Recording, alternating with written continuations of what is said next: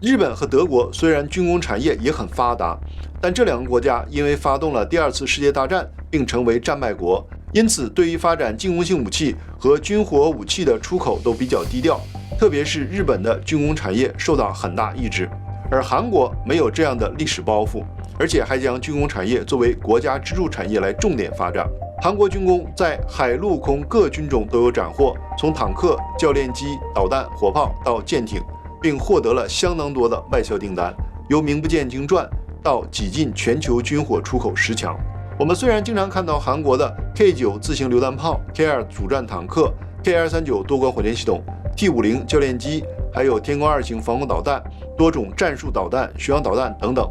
但其实韩国军工出口当中金额最高的却是军舰部分，军舰造价高，搭配探测器和武器，附加值和利润都很高。